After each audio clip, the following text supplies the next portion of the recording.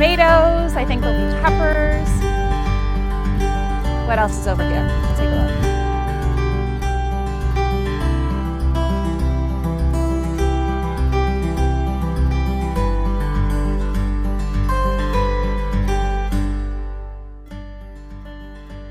I'm outstanding in his field with my dad. Cornfield. I don't know what the hell I'm doing. So how do I know when the corn is ready? Well, Off the feel? if the first thing we're looking at the corn here, this horsetail at the end is dark. It's dried out. That means it's probably ready. The next thing is you feel it and feel whether it's full. This one I've got in my hand feels full. If it's not full at the end, it's not quite ready yet. Okay. So you want to feel it full. Then when you pick it, hold the stalk in one hand and then drive it straight down. And it comes off clean like that. We are at my parents' farm and we have helped ourselves to corn from the outside because it is the season.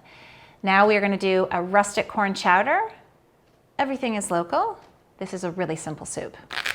Quick husk of the corn, not peel.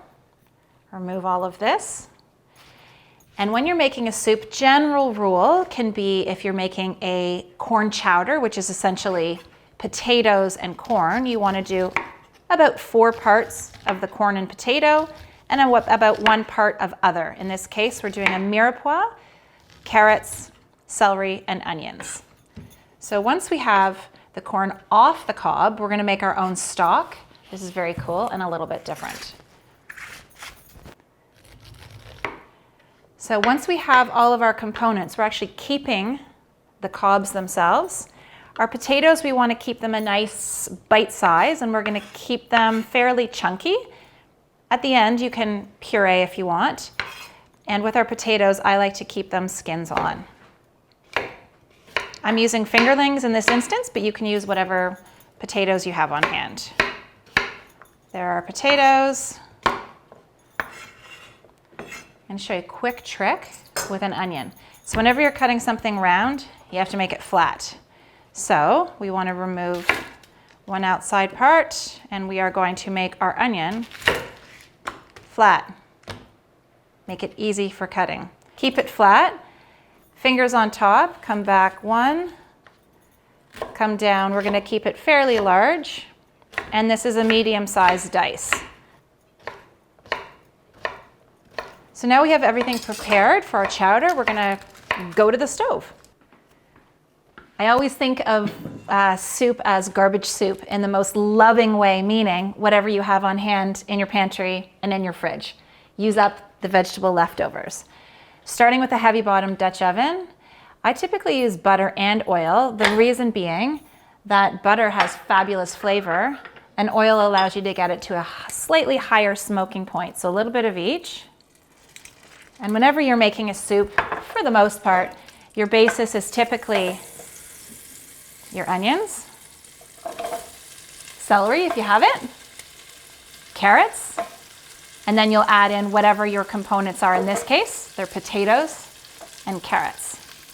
And you should technically cook them separately, so allow each one to layer the flavor. Onions first, let them cook for a few minutes, carrots next, let it cook and layer.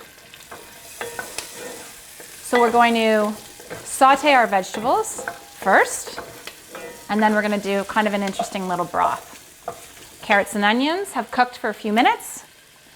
Next, we add the potatoes. And corn, because it's little and fresh, goes in later, so we'll set that aside. Whenever you're making soup, it's just as delicious to use water, but if you want to add a bit of flavor, you can use a veg stock, homemade preferably, or if you're in a pinch like me and you find in your mom's cupboard chicken stock, equally delicious.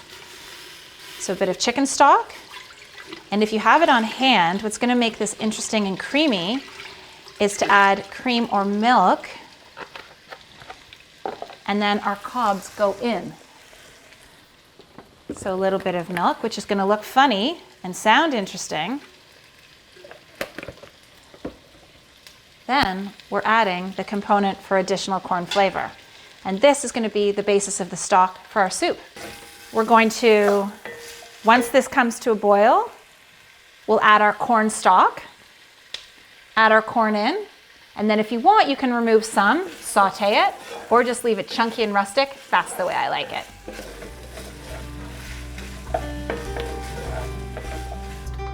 Add a little bit of pepper. Ready to serve it up. So good. Hi, this is Trish Magwood. Don't forget to subscribe to my YouTube channel for recipe ideas, food inspiration, and simple home tips. Also go to Trish Magwood on Instagram for food and lifestyle ideas and inspiration, or check out trishmagwood.ca.